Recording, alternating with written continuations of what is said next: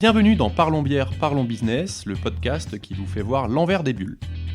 Je suis Olivier Faure, ancien journaliste économique, passionné de bière, mais aussi de mon territoire, le nord de la France.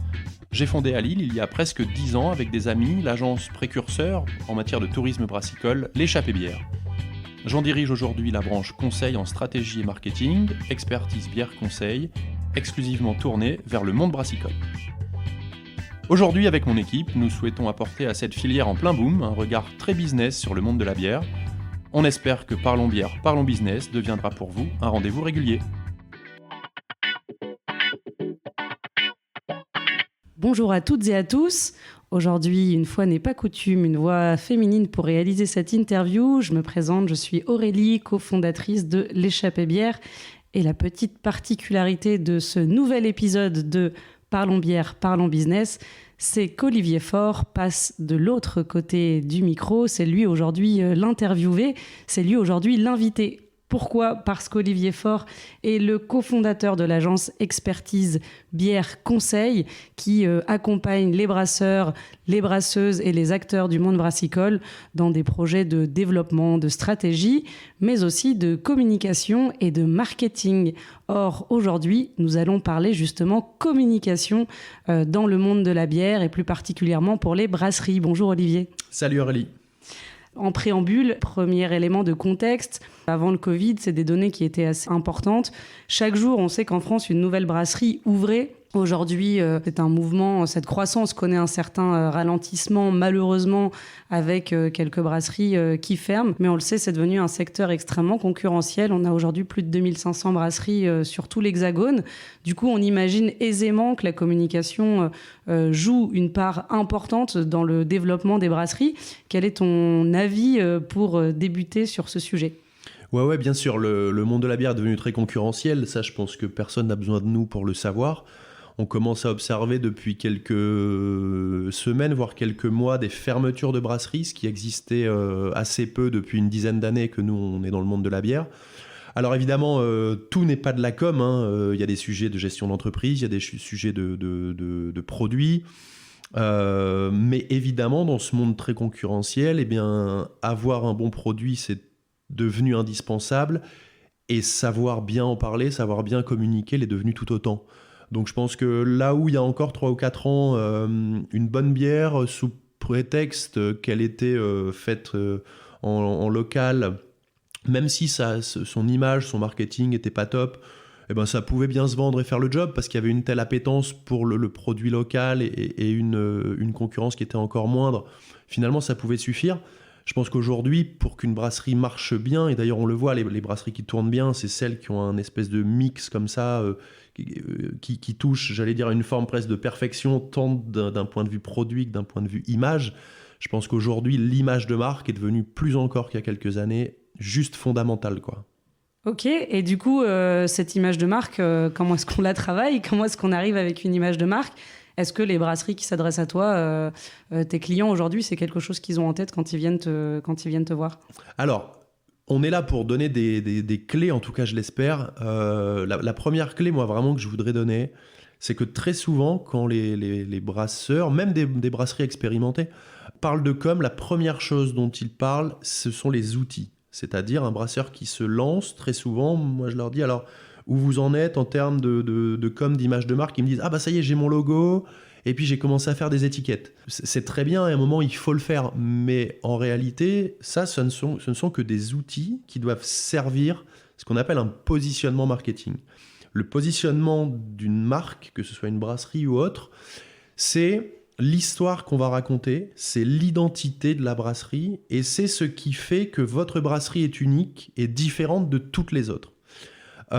Donc parler d'abord des outils avant de définir ça, c'est vraiment prendre le problème à l'envers. Prendre le problème à l'envers, exactement, et balayer un escalier en commençant par le bas, quoi. Ouais.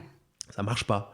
Parce que qu'est-ce qu'on raconte derrière ? Voilà, donc qu'est-ce qu'on raconte ? Donc le positionnement marketing, en fait, qu'est-ce que c'est ? Peut-être que tout le monde n'est pas hyper à l'aise avec ça.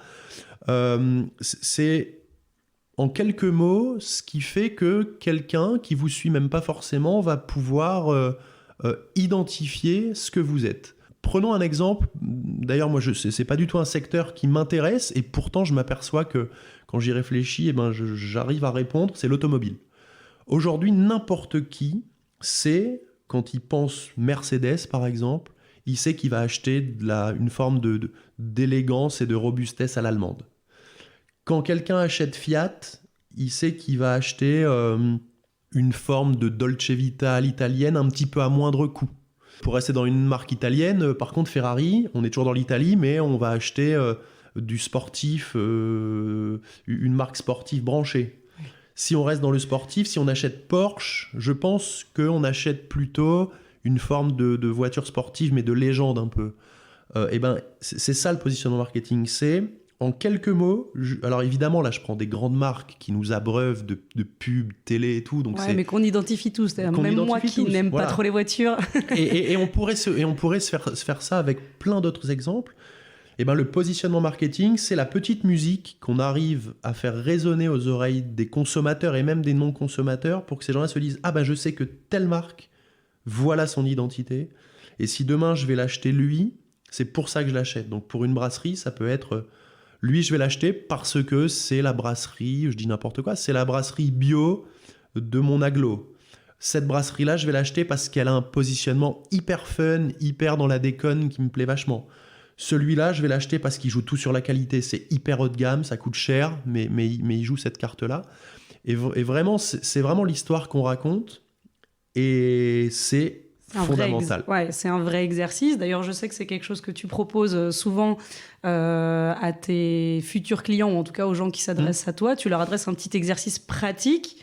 Tu leur demandes, eux, d'écrire en quelques lignes qui ils sont. Ouais. Et en plus, en évitant l'écueil d'utiliser des mots qui sont fréquemment utilisés par les brasseries. Exactement. On le sait, je fais du local, j'ai une politique RSE, qui sont des traits qu'on va aussi retrouver dans beaucoup de brasseries. Du coup, comment est-ce qu'on fait véritablement pour décrire qui on est en se distinguant des autres ? Exactement.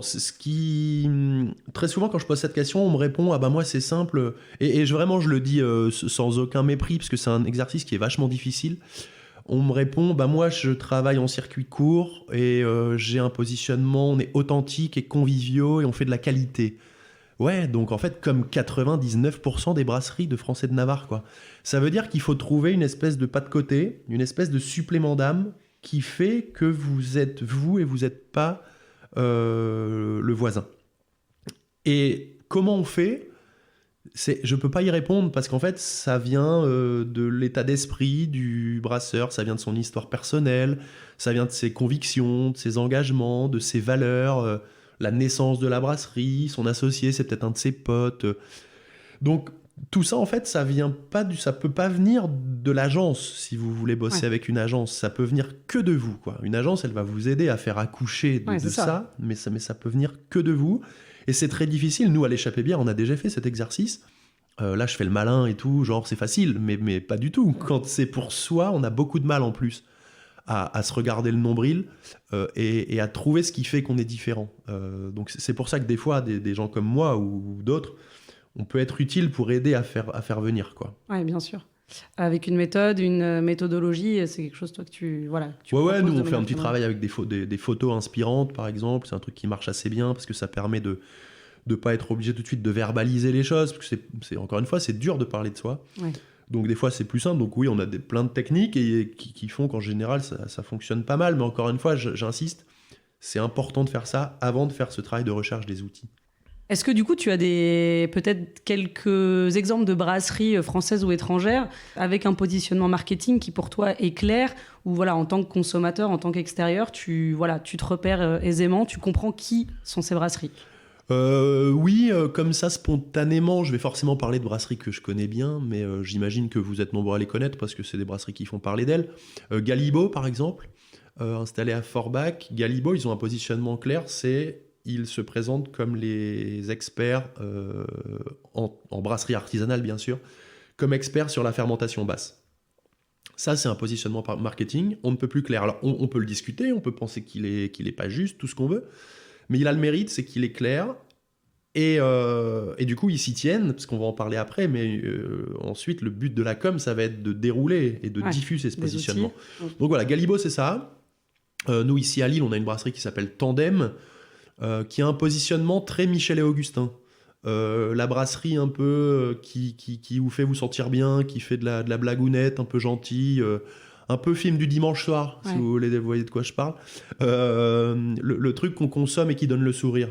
Ils ont réussi à faire ça, ils ont tout un positionnement, leur baseline, leur nom de bière, c'est des jeux un peu de cours de récré, et leur baseline, c'est des petites phrases de cours de récré comme ça, et ça marche plutôt bien. Alors il y en a plein, on pourrait en citer plein, mais ces deux-là, si vous les connaissez pas, ayez la curiosité d'aller jeter un œil sur leur réseau ou sur leur site et vous verrez de quoi je parle, quoi. Du coup, on parle de positionnement marketing, très bien. Une fois qu'on a fait ce travail exigeant, est-ce que dans le positionnement marketing, du coup, ça implique aussi de faire des choix, j'imagine, et d'éliminer certaines choses voilà, est-ce que finalement, le positionnement marketing, c'est pas seulement qui on est, mais c'est aussi qui on veut pas être.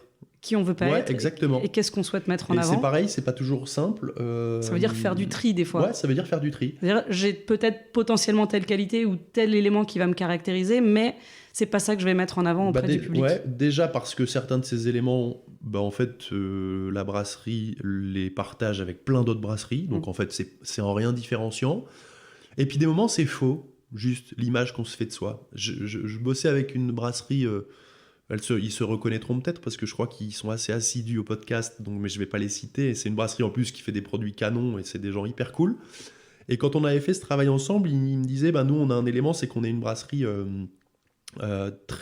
qui démocratise la bière artisanale. Et en fait, en creusant, je m'étais aperçu qu'ils avaient un prix de vente assez élevé, qui s'adressait à des bons restos, voire des restos étoilés, qui ne voulaient pas aller être vendus en grande distribution. Et donc je leur avais dit, mais les gars, en fait, vous vous rendez compte que ce que vous pensez être un positionnement, à savoir ce côté démocratisation, en fait, vous faites fausse route, c'est juste faux, quoi. Il y a un décalage, ouais. Et en effet, ils en avaient convenu bien volontiers, mais en tout cas, ça avait nécessité qu'on y travaille. Et quand je le dis comme ça peut sembler évident, mais en fait, ils s'en étaient pas aperçus, parce que, encore une fois, comme je l'ai dit, parler de soi, c'est pas simple, quoi. Ouais.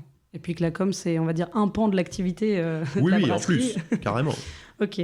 Parlons maintenant un petit peu outils, peut-être, ou alors à moins que ce soit un peu trop tôt, mais ou plutôt toi, du coup, quand tu accompagnes des brasseries, une fois que vous avez défini ce positionnement marketing, quelle est la suite ? Une fois que ce petit storytelling est écrit. Alors, une fois qu'on a écrit ce storytelling, pour prendre un anglicisme que je me refusais d'utiliser, il faut le diffuser. Mais on ne va pas encore parler on va pas encore parler d'outils maintenant. Moi, ce que j'aime bien faire d'abord, c'est définir plusieurs choses. La première chose, c'est définir des objectifs de communication. Un objectif de com, ça peut être, par exemple, pour une brasserie qui se lance, de la notoriété. Je veux être connu le plus possible. Et d'ailleurs, on définira à ce moment-là la notoriété. Est-ce que tu veux être connu le plus possible dans ton village, dans ta ville, dans ton agglo, dans ta région, avec un rayonnement, ou France entière. Voilà. Ça peut être donc de la notoriété, ça peut être de la fidélisation. Les grandes brasseries, souvent, elles sont plutôt sur des objectifs de fidélisation que de notoriété. Tout le monde connaît Heineken. L'enjeu pour Heineken, c'est de ne pas perdre des clients. On peut être sur plein d'enjeux différents. Moi, j'ai souvenir quand j'étais gamin de ce slogan formidable du Crédit Lyonnais après les scandales, qui disait « Crédit Lyonnais, nous vous devions une nouvelle banque », qui était un positionnement et un slogan fort pour dire on sait qu'on a fait des conneries et maintenant on va se rattraper, quoi. Donc les objectifs, d'abord, sont comme ça des grandes thématiques qu'on va devoir définir. Une fois qu'on a défini les objectifs de com, on va définir des cibles, c'est-à-dire vers qui on va pousser ces discours. Ouais, et ça, c'est pas si simple. Ça, c'est pas simple, et c'est pareil, c'est un travail que souvent les brasseries font assez peu. Oui, on pense grand public tout de suite. Ouais, on pense grand public, on pense Facebook. On va faire des posts Facebook, ça va être formidable. Les cibles, elles sont plus ou moins de 3 ordres. Il y a des cibles donc B2B, c'est-à-dire professionnelles. Ouais. Une cible professionnelle, c'est un revendeur, un bar, un revendeur, un distributeur. Et à ces gens-là, on va porter un discours spécifique. Une deuxième cible, c'est en effet le grand public. Qu'est-ce qu'on va dire au grand public pour qu'il nous achète ? Et une troisième cible, c'est la presse. Qu'est-ce que je vais aller dire de moi à la presse ? Une cible relais, en somme. Une cible relais, exactement. Donc une fois qu'on qui peut être d'ailleurs un office de tourisme, qui peut être... carrément, exactement. Donc une fois qu'on a notre positionnement, qu'on a nos objectifs, qu'on a nos cibles, maintenant on va définir un discours à porter. Puisque vous imaginez bien que on va pas aller porter le même discours auprès d'un caviste hyper pointu qu'auprès du grand public et parfois de consommateurs qui n'y connaissent pas grand-chose. Un caviste hyper pointu, il va vouloir avoir un discours précis sur l'histoire de la brasserie, sur le produit. Un revendeur plus lambda va avoir aussi une notion prix importante. Tandis le grand public, lui, il veut qu'on lui vende un truc sexy qui va faire la différence quand il aura à choisir dans un rayon de bière vaste, quoi. Le journaliste, lui, il va sûrement être plus intéressé par l'histoire de la brasserie, par la genèse, pourquoi vous avez créé, peut-être la personnalité du fondateur. Donc, on va écrire un discours, finalement, qui soit un petit peu spécifique pour chacun. Et là encore, c'est important, parce que si vous servez un discours unique, un peu préformaté à tout ce monde-là, en fait, vous perdez de la pertinence pour chacun d'entre eux. Et enfin, seulement on y arrive, les outils. Donc là, les outils, pour de la com, il y en a plein. Et souvent, on croit que la com, c'est un monde où il faut être d'une créativité sans limite et tout. Oui, si on est un peu créatif, c'est cool, mais en réalité, les outils de com, c'est des outils qui sont connus depuis la nuit des temps. Hein. C'est des campagnes de relations presse, c'est-à-dire on écrit un dossier de presse, un communiqué, et on va solliciter des journalistes. Encore faut-il avoir leur contact. Ouais. C'est l'intérêt des agences. Ça va être de l'événementiel. Je vais faire un événement, typiquement, je crée ma brasserie, je vais faire un événement grand public. Une inauguration. Où je vais peut-être faire à la cool cochon grillé, bière pas chère. Et je vais peut-être faire un événement, mais beaucoup plus pointu, beaucoup plus haut de gamme pour des revendeurs et mes distributeurs. Mes 10 meilleurs revendeurs, est-ce que je leur fais pas une petite soirée avec un chef étoilé à la brasserie pour leur montrer que je les considère, quoi. Ça va être du marketing direct, des flyers, etc. Et évidemment, de la présence sur les réseaux sociaux, avec en organique ou en sponsorisé, voilà. Mais j'ai envie de dire, une fois qu'on en est aux outils, pour moi, c'est là que le boulot devient facile, quoi, parce que c'est de la mise en application d'outils connus. Voilà, c'est de l'exécution, exactement. Bon, on dit ça, il faut quand même... il faut du temps. Alors, bien sûr, ça c'est un autre point que je voulais évoquer un peu la maîtrise plus tard, des outils aussi. Est-ce qu'il y a des outils qui sont... C'est sûr qu'il faut du temps. Et la com, c'est pareil. Souvent, on entend avec une brasserie avec qui on bosse, pourtant qu'il y a une brasserie déjà d'une certaine taille. Avant qu'on prenne en main leurs réseaux sociaux, je leur disais mais qui le gère, et on me répondait c'est moi ou ma collègue quand on a le temps. Et je trouve que c'est toujours étonnant quand même d'entendre ça. Une com, pour qu'elle soit bien faite, il faut tout ce que je viens de dire, et il faut y passer du temps, soit soi-même, soit déléguer auprès d'une agence ou embaucher quelqu'un pour faire ça, parce que tout ce que je viens de dire, ça semble facile quand on l'explique comme ça en un quart d'heure dans un podcast, mais en réalité, il faut quand même se creuser un peu la tête. Je disais qu'il fallait pas être créatif, mais si on peut l'être, c'est quand même un peu sympa pour avoir quelques bonnes idées. On a tous vu des flyers Festimous avec des grosses shops. Des trucs un peu ratés. Et puis tous les outils, malgré tout, même s'ils sont connus, un dossier de presse, c'est connu comme outil, mais écrire un beau dossier de presse, le mettre en page de manière un peu sexy et bien l'écrire, en réalité, ça prend beaucoup de temps. Avoir un fichier journaliste, ça prend du temps à mettre à jour. Des journalistes, ça prend du temps à solliciter. Mais du coup, c'est quoi ton conseil ? La proportion, tu dirais, évidemment, ça va dépendre de la taille de la brasserie, on imagine bien, mais est-ce que tu donnes un conseil du type il faut X% d'heures dédiées à la com sur la semaine pour une brasserie de telle taille ? Comment est-ce que... Moi, je pense que c'est difficile parce qu'en plus, parfois, on fait de la com sans le savoir. Typiquement, un brasseur qui va sur un salon, en réalité, il fait déjà de la com. Ce qui est certain, c'est qu'à un moment, il faut se poser et il faut se demander si ce travail d'identité sur sa brasserie, on l'a fait. Si ce qu'on véhicule comme image, c'est bien ce qu'on veut véhiculer. Et après, c'est s'écrire un plan de com. Finalement, ce que j'explique depuis tout à l'heure, c'est ni plus ni moins que les différentes étapes d'un plan de com. Il faut se l'écrire, regarder chacune des tâches et se dire ça, est-ce que je sais faire ou est-ce que j'ai le temps de le faire ? Et de la réponse à ces questions, se dire soit je le fais pas malheureusement, soit je le délègue à quelqu'un, donc j'embauche quelqu'un si j'ai les moyens, ou je fais appel à un prestataire, à une agence.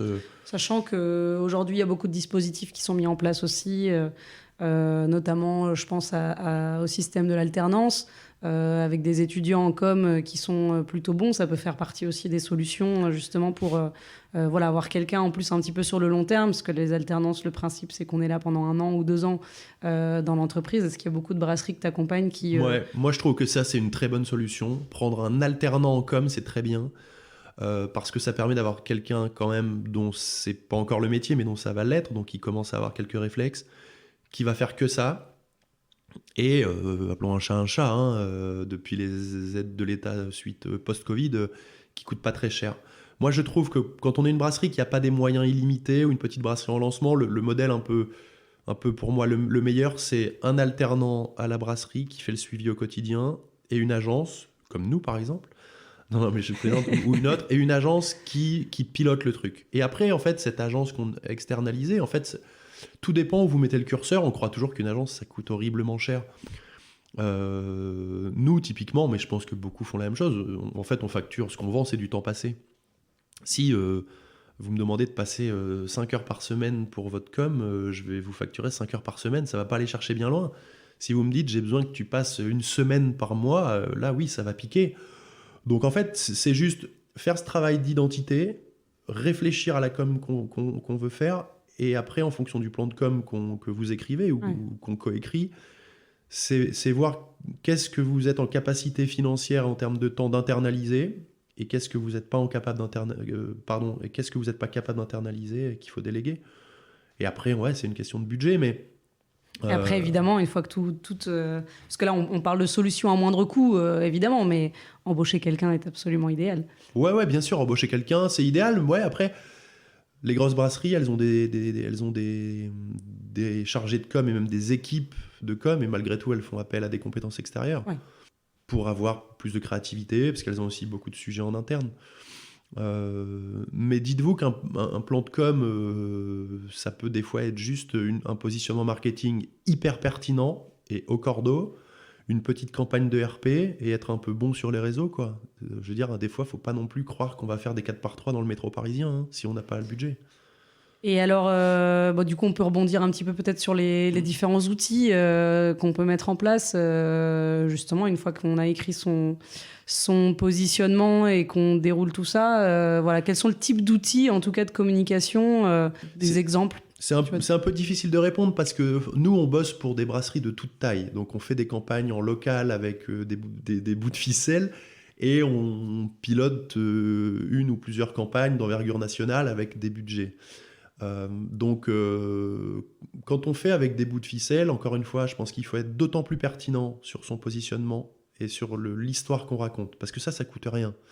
Ou ça coûte une journée avec un consultant ou un expert en com pour vous aider à faire sortir le truc. Et une fois que ce positionnement-là, il est précis et qu'on a été bon, pour le diffuser, on va diffuser ça sur les réseaux.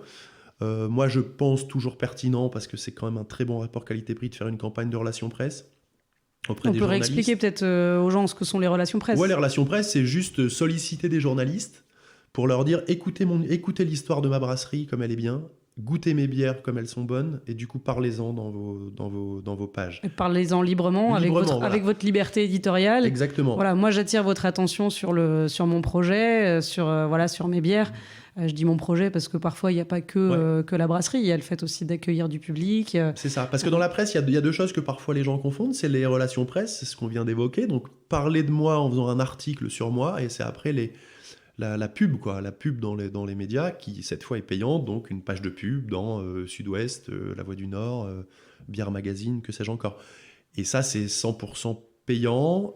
Ce que les commerciaux de certaines rédactions s'empressent parfois quand on contacte aussi, c'est là où il faut être un petit peu aguerri. Exactement. Quand on contacte des rédactions parfois pour juste leur communiquer des infos, c'est parfois un commercial qui revient vers vous et qui a parfois un discours pas toujours très transparent au départ, où on pense que c'est pour faire un article et en fait non, c'est pour acheter une page de pub. Et parfois certaines, pour avoir discuté avec certains brasseurs ou certaines brasseuses, on pense que obtenir un article, ça se fait contre l'achat d'une page de pub, et non, absolument pas. Ce sont bien deux choses distinctes dans le modèle du titre éditorial. Et moi, je le sais d'autant mieux que dans mon ancienne vie, avant l'Échappée Bière, j'étais journaliste. Moi, j'étais donc journaliste à la rédaction. Il y avait donc un service de vente, un service de commerciaux, et les deux étaient bien différents. Mais cela dit, je leur rejette pas la pierre. Les journaux, il faut bien qu'ils vivent aussi et qu'ils trouvent un peu trouvent des revenus. Mais c'est intéressant ce que tu dis, parce que ça permet de rebondir sur un truc important dont je voulais parler.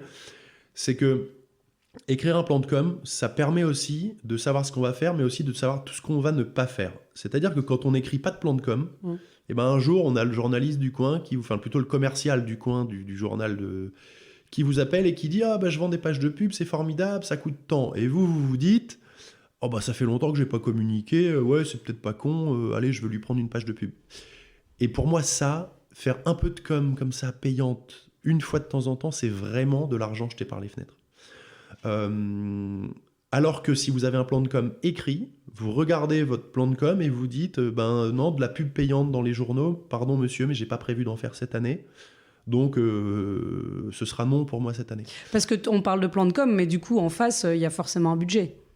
Ah bah oui, alors... En fait, une fois qu'on a écrit le positionnement marketing, et éventuellement une liste d'actions à mettre en place, ce qui est bien aussi, c'est de définir une enveloppe budgétaire, ce qui permet aussi pour la brasserie de se projeter, j'imagine, à l'année, et de se dire, voilà... Alors, on a fait quelques digressions, mais en effet, je disais que le plan de com, du coup, c'était objectif, cible, un discours et des outils, et il manque 2 éléments là-dedans. Il manque un planning, c'est ce que je vous disais à l'instant, ça évite d'acheter comme ça, ou de faire des actions de com un peu éparses, où pour moi, on jette un peu l'argent par les fenêtres. On sait que sur une année, en janvier, je vais faire telle action, en février, je vais faire telle autre, en mars, je vais faire telle action. Parce que j'ai une grosse actu en juin, je vais faire une campagne de relations presse en juin. Je vais mettre des ads sur l'ouverture de ma taproom, par exemple, ce genre de truc. Donc, un planning défini à l'année. Et évidemment, en face de tout ça, un budget qui nous donne... une enveloppe globale de notre campagne de com à l'année, qui va pouvoir être 5 000 € si on n'est pas très fortuné, 20, 30, 200 000 €, 1 million d'euros. Et là-dedans, on va aussi, du coup, ça va nous donner une forme de carcan budgétaire, c'est-à-dire que si je vois passer un outil de com qui me semble sexy, mais que je n'avais pas prévu et qui coûte 20 000 €, je sais qu'en fait, je ne le mets pas dans cette année, parce que je ne l'avais pas prévu au budget. Ouais. Ou à l'inverse, qu'on s'est autorisé, en tout cas, qu'on s'est gardé une petite marge pour un peu d'imprévu et que du coup...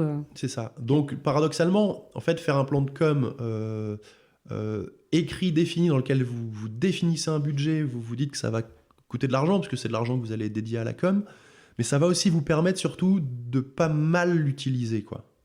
Et encore une fois, la com ne fonctionne que lorsqu'elle est... alors, ça fait des grands mots un peu savants d'école de com, mais quand elle est un peu multicanal. Ouais. C'est-à-dire, je fais un peu de RP, on parle un peu de moi dans la presse. Donc RP, relations presse. Relations presse, pardon. Je fais des réseaux sociaux, je fais un peu d'événementiel, je fais un peu de marketing direct, etc. Et en fait, tout ça fait que, mis bout à bout, celui qui vous a pas vu dans les journaux, peut-être qu'il vous aura vu sur les réseaux.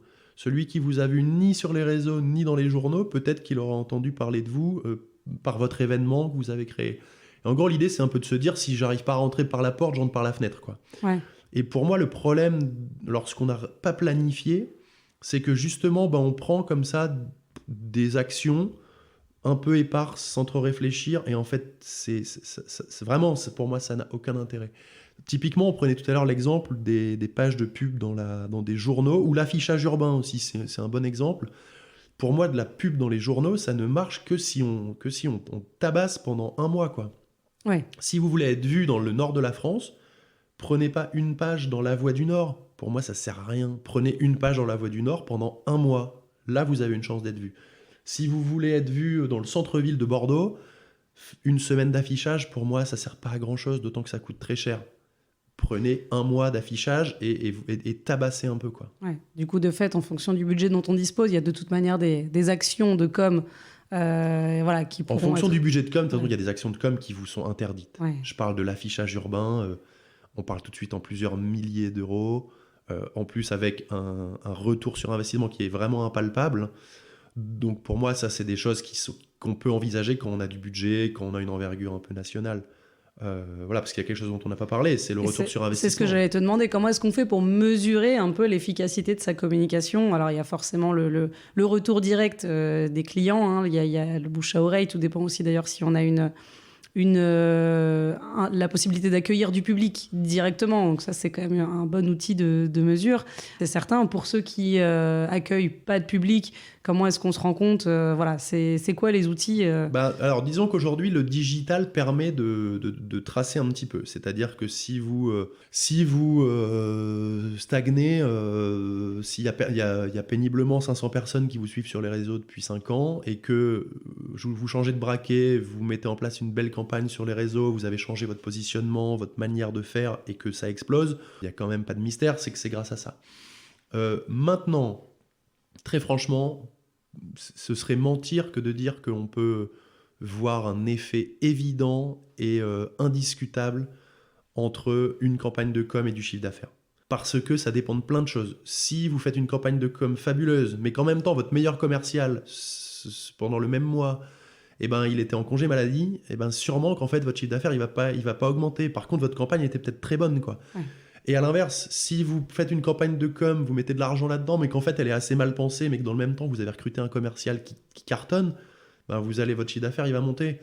Donc, c'est malheureusement, pour moi, difficile de le mesurer. Donc, encore une fois, il y a quelques outils de mesure grâce au digital maintenant, mais la notoriété... À moins de faire un gros buzz, mais on va pas se mentir. Ouais, à moins de faire un gros buzz. Ça n'arrive pas tous les 4 matins. Est-ce qu'un gros buzz se traduit toujours en chiffre d'affaires ? J'en suis pas sûr.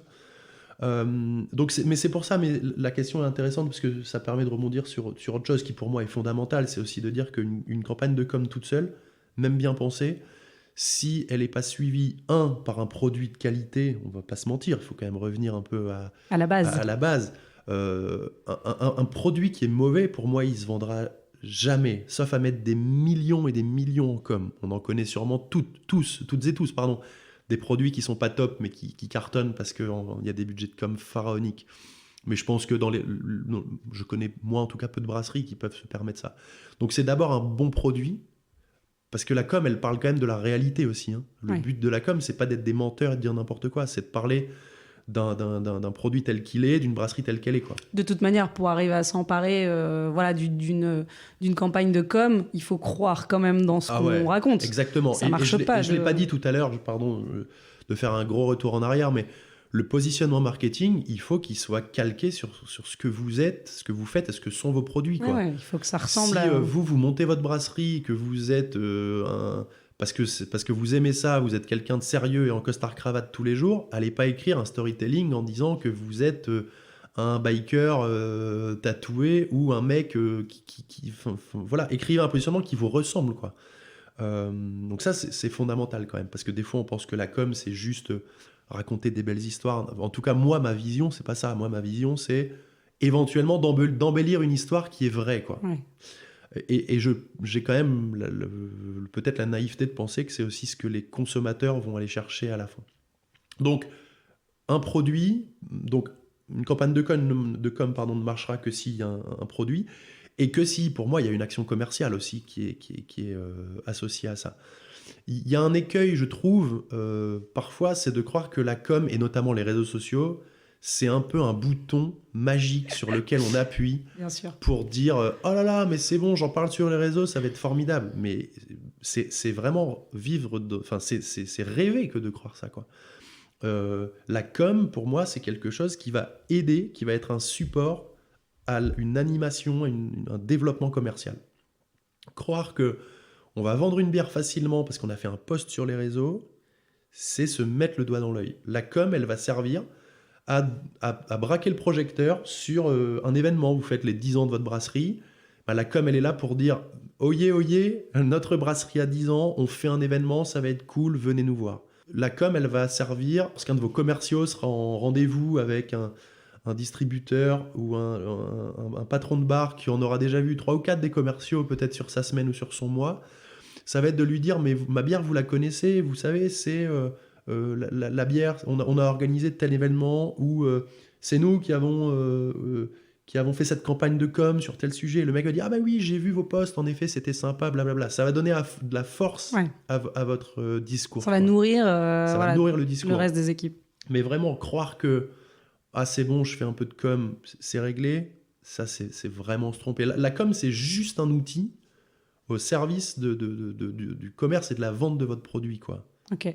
Du coup, ça fait, là, depuis le début de la discussion, on évoque des outils à droite à gauche et de manière un peu éparse. Est-ce qu'on peut peut-être en repasser quelques-uns, on va dire, qui sont des grands classiques, des incontournables. Et après, voilà, c'est ce qu'on raconte depuis le début. Il y a forcément un tri à faire selon le projet de la brasserie, voilà, les cibles visées. Mais... Alors pour moi, les incontournables... Parce qu'une brasserie qui se lance, en général, elle pense site internet, elle pense, comme tu dis, charte graphique, elle pense étiquette. Ouais, exactement. Voilà, mais du coup, au-delà de ça, il y a quoi? Et puis, alors, tout ce que tu viens de citer, c'est indispensable, bien sûr, avoir une belle charte graphique, une belle étiquette. Mais cool. on peut peut-être donner des exemples aux gens, parce qu'un site internet, on peut vite se retrouver face à une agence qui vous dit un site internet bien fait et joli, c'est 20 000 euros. Est-ce qu'on est dans une fourchette qui est Alors, réaliste? Est-ce que c'est totalement hallucinant? Je pensais pas que c'était un sujet qu'on aborderait, mais tu as raison. J'ai vu passer récemment, moi, des devis d'agence pour des clients que j'avais. C'est du délire, quoi. Alors, sauf si vous m'écoutez et que vous êtes le patron d'une brasserie qui fait 1 million d'hectos. Ouais. Là, peut-être que vous avez un intérêt, pour plein de raisons, de vous payer un site internet à 100 000 euros. Mais... Il y a une première... Est-ce qu'on a un site internet qui doit être marchand ou non? Voilà, par exemple. Sur un site internet, on peut mettre plein de fonctionnalités qui vont être plus ou moins complexes à mettre en place et donc qui vont prendre du temps aux concepteurs. Et c'est ce temps qui va coûter cher. Mais j'ai envie de dire, pour 80% des brasseries françaises, un site non marchand, nous aujourd'hui, on en propose des sites à 2500 euros, je crois. Ce qu'on appelle des sites vitrines. Ouais, des sites vitrines WordPress qui sont sympas, avec une page de présentation des bières, de l'histoire de la brasserie, jolie, cool, voilà. Et avec ça, pour moi, 80% des brasseries françaises sont servies et elles n'ont pas besoin de plus. On a toutes les infos pratiques pour pouvoir venir visiter la brasserie. Est-ce qu'il y a une boutique sur place ou pas? Où trouver les bières? Et le problème, c'est que souvent... mais je le dis parce que nous, il y a longtemps, au début de l'échappée bière, on s'est fait avoir de la même manière. Enfin, on s'est fait avoir, j'ai rien contre les gens qui vendent des sites internet chers, mais on nous a vendu une Rolls-Royce alors qu'on avait besoin d'une petite voiture citadine, quoi. On nous a fait payer... Encore faut-il savoir en plus la conduire, la Rolls-Royce derrière. Du coup, vous payez plein de fonctionnalités qui, sur le papier, sont hyper sexy, mais en fait, vous n'avez pas le temps de vous en occuper, de vous en servir, et vous n'avez pas intérêt à vous en servir. Donc voilà. Pour ce qui est des budgets, en effet, attention quand même à pas... Et c'est vrai que parfois, avoir dans sa manche ou faire appel à une agence experte, ça coûte un peu, mais en fait, ça peut parfois aussi éviter de surpayer certaines prestations. Justement, avec qui saura dire aussi, faire le tri dans les... Ouais, c'est ça. Ce qui est absolument indispensable. C'est comme quand vous connaissez rien en voiture et que vous allez chez un garagiste, vous aimeriez bien avoir un copain bricoleur avec vous pour éviter de vous faire enfler de 500 euros, alors que si ça se trouve, il y avait juste rien à changer. Là, c'est un peu pareil. Mais du coup, sur les grands outils de la com, moi, je trouve qu'il y a les relations presse. Moi, je trouve que c'est un outil qui fonctionne parce que ça coûte pas très cher et ça donne une vraie légitimité à la brasserie. En gros, ça veut dire c'est pas nous qui avons acheté de la pub, c'est un journaliste indépendant qui est convaincu que c'est bien de parler de nous. Donc ça marche bien. Évidemment, les réseaux sociaux... pour peu qu'on sache... alors, s'en servir. Aujourd'hui, je veux dire, c'est pas hyper difficile de faire un post, mais de faire un post qui marche, de faire non pas un post, mais de savoir se tenir à un planning éditorial, savoir, via ce planning éditorial, diffuser l'image de marque qu'on a décidé, ça, c'est plus difficile. Ouais. Et ça, c'est un métier. Ça implique aussi d'avoir du coup des photos à disposition, des jolies photos, parfois même des vidéos. Je disais tout à l'heure, c'est pour ça que le modèle de l'alternant plus agence, ça marche bien. Nous, on accompagne beaucoup de brasseries avec dont on gère les réseaux. Parfois, certaines sont à 500 km de chez nous. Donc, on leur demande des photos prises sur le vif, quoi. Et c'est vrai que c'est pratique quand il y a un alternant ou un stagiaire ou évidemment un salarié qui peut nous les fournir. Donc voilà, réseaux sociaux... Sachant que là aussi, il existe beaucoup d'outils aujourd'hui qui permettent de s'organiser. On n'est pas obligé de faire les choses au jour le jour, mais c'est des posts réseaux sociaux, ça se planifie, ça se programme. On peut se débarrasser de ça en début de mois pour tout le mois qui arrive. Soit encore une fois en le confiant, soit soi-même en utilisant des outils adaptés. Exactement. Encore faut-il les connaître. Ouais. Voilà, après, moi, il y a un autre outil que j'aime bien, c'est l'événementiel, parce que nous aussi, à l'Échappée Bière, on a une forte dimension événementielle depuis toujours, mais un événement, ça permet de rencontrer les gens pour de vrai. Et c'est bête, mais c'est pas rien, quoi. Un événement à la brasserie, ça peut être un tournoi de boules ou un barbecue, on s'en fout, hein. Bah, ça fait venir du monde. Donc les gens vous rencontrent, ils vous connaissent, ils goûtent vos produits, ils découvrent la brasserie. Et je trouve que quand on rencontre les gens, enfin les brasseurs, et quand on voit les lieux, eh ben on devient un peu ambassadeur, quoi. On a tous vécu ça, aller en vacances dans une région viticole et visiter un domaine et revenir avec 3 cartons de vin. Mais on l'a acheté parce que le moment était cool et que le vigneron était sympa, quoi. Et d'ailleurs, je rebondis tout de suite, mais qu'est-ce que tu penses du merchandising? Est-ce que dans cette même idée, avoir rapidement un t-shirt, une casquette à l'effigie de la brasserie, des suites, est-ce que ça fait partie des choses pareilles en termes de... Alors moi, je trouve que c'est bien un double titre. C'est que ça permet en effet d'avoir finalement des ambassadeurs, si je puis dire, qui portent les valeurs et votre marque dans les bars, si vous offrez ça à des patrons de bar ou des serveurs. Donc oui, moi je trouve que c'est bien. Et puis on oublie un truc, c'est que parfois la com, ça peut aussi directement rapporter un peu d'argent. Si vous faites un t-shirt qui est top, vous pouvez le vendre 20 ou 25 euros à la brasserie, et il va en plus vous faire gagner un peu d'argent, quoi. Et au-delà des outils, il y a un truc sur lequel je voulais insister tout à l'heure quand je parlais des cibles, la presse, le grand public et la cible pro. C'est que vraiment la cible pro, en termes de com, je trouve que c'est une cible que les brasseurs négligent souvent. Ils le négligent pas en termes commercial, bien sûr. Évidemment, ils font du business avec les bars, avec les distris. Mais en termes de com, je trouve que c'est une cible qui est assez peu prise en charge. Aussi parce qu'en termes d'outils, parler à des pros, c'est moins sexy, hein. Ouais. C'est plus terre à terre. C'est organiser un repas, un événement à la brasserie. On voit tout de suite 500 personnes dans sa brasserie, c'est formidable. On fait venir un groupe de musique, c'est cool, on rigole.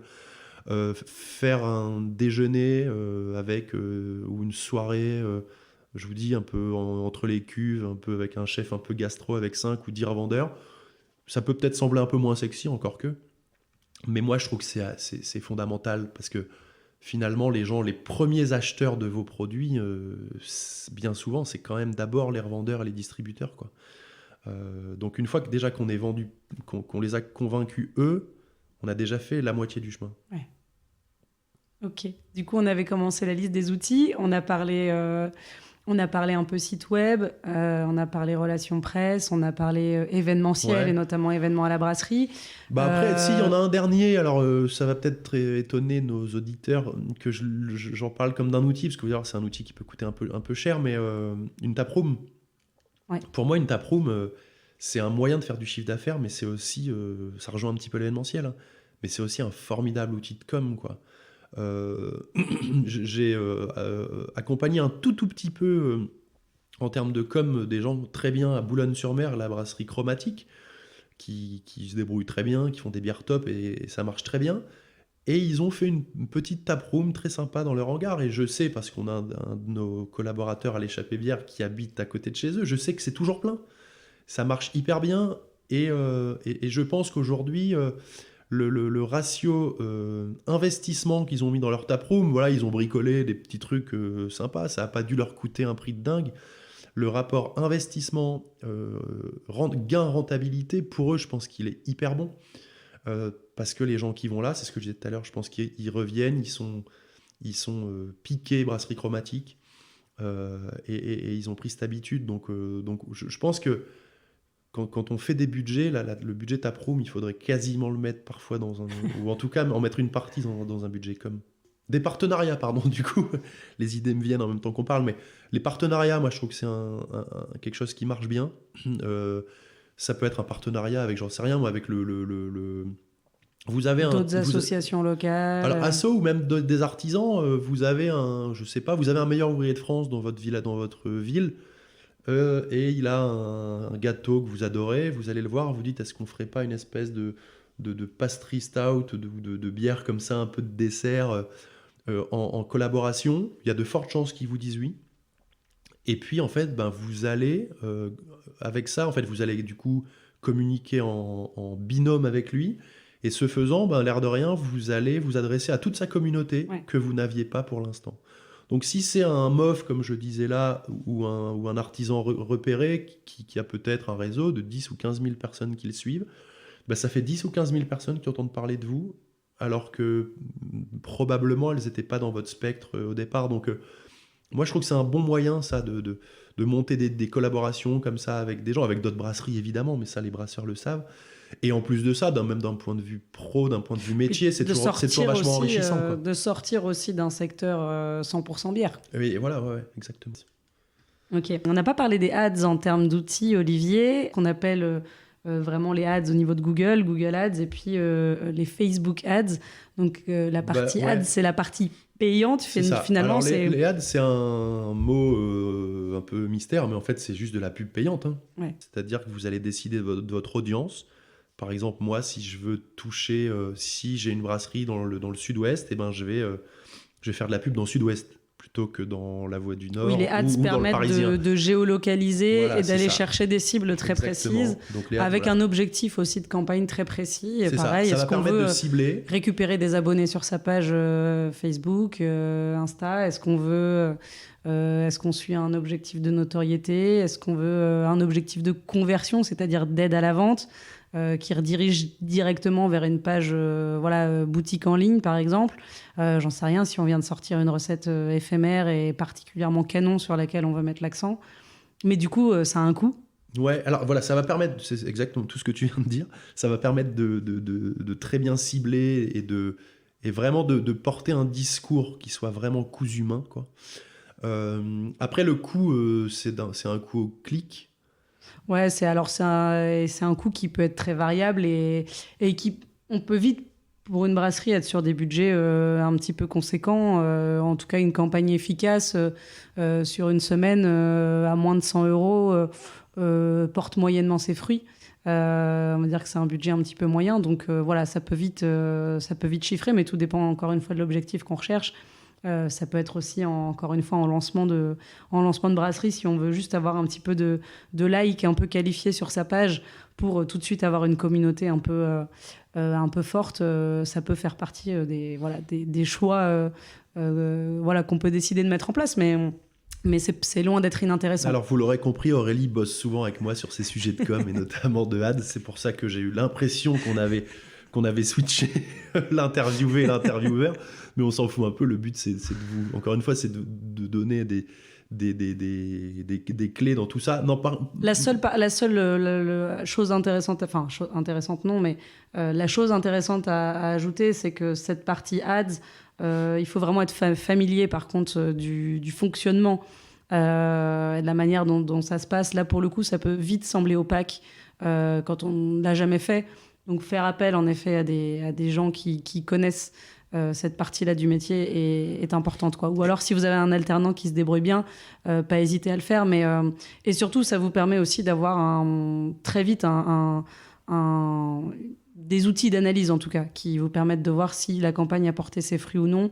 Là, pour tout ce qui concerne le web, d'une manière générale, on peut vite avoir des outils statistiques qui permettent derrière de faire des arbitrages. Est-ce que ça a fonctionné? Est-ce que ça n'a pas fonctionné? Est-ce que mon retour sur investissement, il est là ou pas? Et ça me permet de rebondir sur quelque chose que j'évoquais tout à l'heure, mais pour moi, les ads, c'est l'exemple type. Une campagne ads géolocalisée, c'est l'exemple type où il faut vraiment que la com marche en binôme avec la partie commerciale. Si vous êtes une brasserie strasbourgeoise et que vous vous dites « Tiens, je voudrais tenter un coup, je voudrais m'implanter en région parisienne, je vais faire une campagne de com à Paris, je vais mettre de la pub sur Facebook à Paris pendant 15 jours ou un mois. Pour moi, ça n'a aucun intérêt si dans le même temps, votre équipe commerciale, elle n'est pas en train de démarcher les bars, les restos et les distributeurs parisiens, quoi. Petite question aussi, parce que je trouve qu'on a survolé ce point-là, mais par des festivals dans les actions de com, tu disais justement que pour toi, un festival, être présent sur un festival, c'était plus de la com finalement qu'une action commerciale. Qu'est-ce que tu entends par là? Est-ce que Alors, tu peux développer un les peu? festivals, tout à l'heure, quand je parlais d'événementiel en com, ça peut être des événements à la brasserie et puis des événements hors les murs. Les festoches, c'est exactement ça. Il y en a où on y va pour gagner sa vie. Et il y en a, alors nous on est bien placés pour le savoir, on organise le festival Bière à Lille, le bal. Et c'est purement et simplement un festival d'image pour nous, le bal. C'est-à-dire que on y vient parce qu'on sait qu'il y aura entre 10 et 13 000 personnes sur un week-end qui vont voir ma marque, avec qui je vais pouvoir parler, présenter mes produits.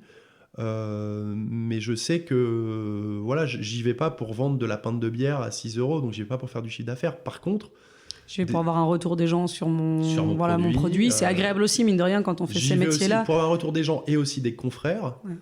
Je vais rencontrer des confrères. Je pense que, et je sais que pas mal de collabs naissent sur des festoches où les brasseurs parlent, échangent et font naître des collabs là-dessus. Donc, quand je parlais tout à l'heure de la com B2B, je parlais beaucoup des distributeurs et des revendeurs, mais il ne faut pas exclure aussi les confrères, quoi. Se faire connaître auprès de ses pairs, être un acteur du monde de la bière, quoi. Ouais. C'est important et je trouve que participer à des événements, des festivals, on est en plein là-dedans. Alors après, il faut toujours réfléchir. Là, tu penses juste pour terminer, mais on en revient finalement, et la boucle est bouclée, parce que je pense qu'on va bientôt arrêter, mais on en revient à ce que je disais tout à l'heure, c'est qu'il faut vraiment définir qui on est, son identité et ses objectifs. Si vous êtes une brasserie montpelliéraine et que votre objectif, c'est de devenir une belle brasserie régionale, vous n'avez pas grand intérêt à aller faire un festoche à Rennes, à Paris ou même à Lille. Par contre, multipliez les petits festoches chez vous, quoi. À l'inverse, si vous avez une ambition nationale, et ben ouais, faites le bal à Lille, faites Saint-Malo, faites le bière pot à Arras, faites de Toulouse, Montpellier, allez partout, quoi.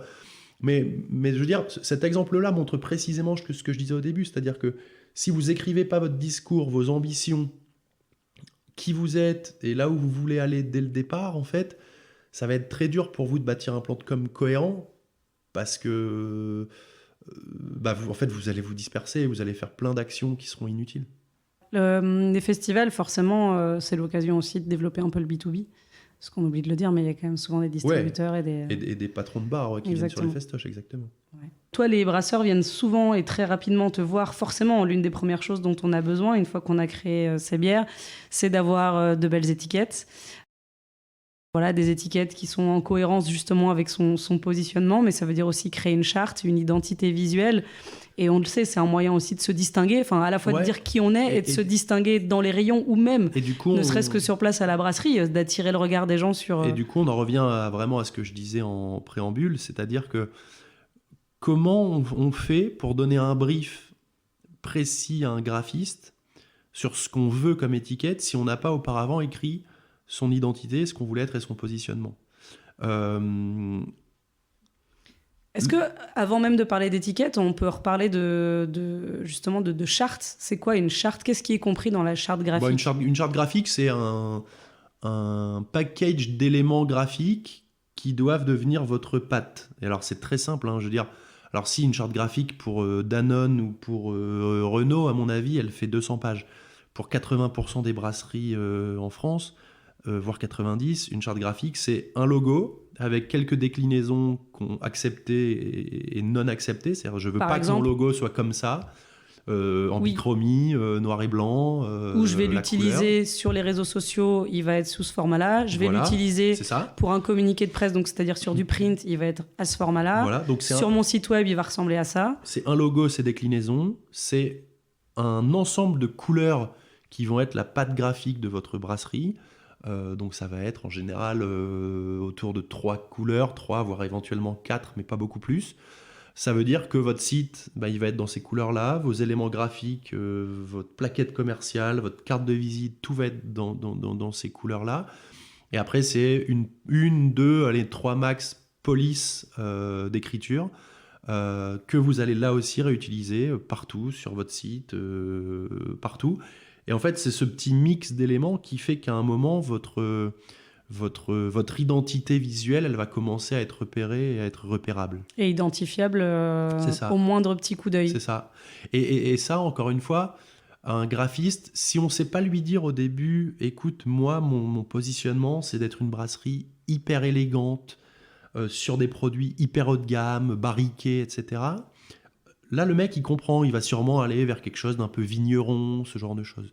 Si à l'inverse, on lui dit, moi, c'est une brasserie de copains, sur la déconne, bière hyper houblonnée, on prend des risques, que de l'éphémère, et bien sûrement qu'il va partir sur une charte graphique, sur un logo, sur des étiquettes qui seront dans un esprit complètement différent. Et c'est important d'écrire ça pour donner ce brief, parce que sinon... et alors, ça peut sembler caricatural, mais c'est vrai. Moi, j'ai déjà des brasseries qui m'ont dit, le brasseur, le graphiste, on lui disait, fais-nous une étiquette. Et en fait, on se retrouvait limite souvent avec des petits lutins, parce que c'était son kiff, les lutins. Et moi, cette brasserie, je leur avais dit, mais attendez, vous déconnez, le mec, il aime ça, donc à l'arrivée, vous avez des lutins sur votre étiquette. Il me dit, bah ouais, il nous fait ça, et puis bon, l'un dans l'autre, on trouve que c'est pas trop moche, donc on valide, quoi. Et j'avais trouvé ça assez incroyable, quand même. Si votre positionnement marketing, c'est d'être une brasserie dans la féerie, la nature, la forêt, blablabla, qui est des lutins, pourquoi pas. Mais voilà. Si on est une brasserie urbaine. Mais si on est une brasserie urbaine, avec où on veut un truc qui fait penser au graphe, à ce genre de truc, non, on oublie les lutins, quoi. Ouais. Ok. Et du coup, des graphistes, pareil, tu recommandes. Est-ce qu'on se lance soi-même dans de la création d'étiquettes, sachant que, je le dis au passage, il y a des outils aujourd'hui, quand on ne maîtrise pas InDesign ou Illustrator, qui sont des outils de création graphique. Il y a des outils type Canva, ça s'écrit CNVA, où c'est payant, mais finalement, ce n'est pas un si gros budget de ça, qui permettent de faire soi-même. C'est ce que je disais tout à l'heure. Une fois qu'on a écrit un plan de com, on regarde ligne par ligne ce qu'on sait faire en interne, ce qu'on ne sait pas faire en interne, et le budget qu'on a. Si vous savez bricoler un outil comme Canva, que vous avez le temps de le faire, et qu'à l'arrivée, le rendu de vos étiquettes, il est cool, franchement, ça peut suffire. Sauf si, là aussi, votre ambition, c'est de devenir le nouveau Carlsberg. Non, là, ça va être ric-rac. Mais si votre ambition, elle est modeste, eh ben, ça va le faire. C'est pas la peine d'aller chercher midi à 14h. Quand on n'a jamais bossé avec un graphiste, on pense toujours que c'est pas indispensable. Je peux vous garantir qu'une fois qu'on bosse avec un graphiste, on s'aperçoit que la créativité, les idées et tout que peuvent apporter des bons graphistes, c'est quand même juste génial. Oui, parce qu'on parle de brief, mais il y a forcément aussi un échange qui s'installe, et c'est toujours très chouette d'avoir en face des gens qui savent faire des propositions, qui savent rebondir. Et un graphiste honnête, il va pas... comment ça fonctionne justement financièrement avec un graphiste? Tu peux nous donner quelques pistes? Un graphiste, il va vous facturer du coup en général le travail de création et la diffusion. C'est-à-dire qu'en général, un graphiste, il va vous demander pour combien de temps va durer l'utilisation de son œuvre, entre guillemets, et sur quelle échelle géographique.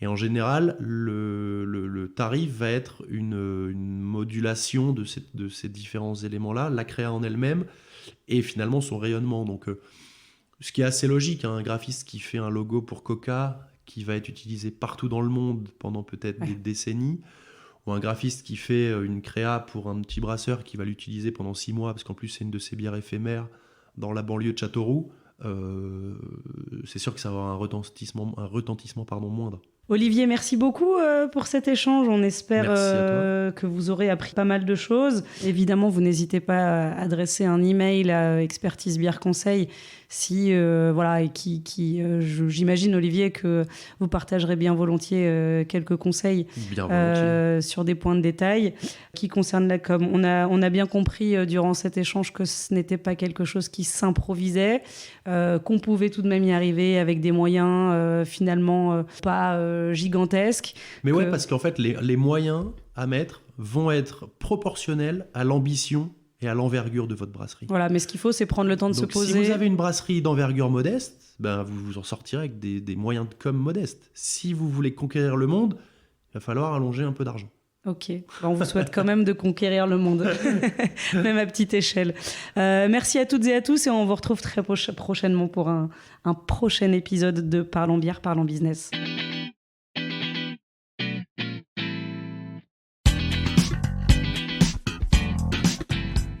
Parlons bière, parlons business est un podcast d'Expertise Bière Conseil.